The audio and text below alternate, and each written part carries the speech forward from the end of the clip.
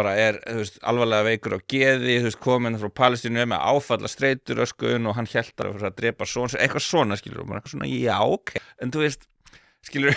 af hverju eigum við endilega sem íslenskt samfélag að vera að taka á móti rosalega mikið af fólki sem þú veist, með eitthvað áfalla streituröskun eftir stríð, þú veist,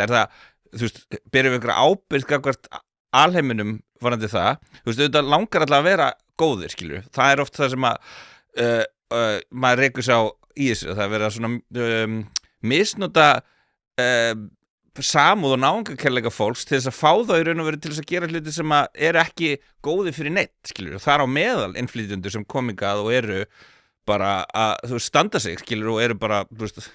bara góða manneskjur, skilur, og þú veist, ég nefnilega engin rasistu, ég veit að fólk, þú veist, ég meina, og það kannski ástæðan fyrir ég líka þora að tjá mig svolítið þetta, það svona erfitt að kalla mig rasista ef þú hefur fylgst eitthvað með ferlinu mínum.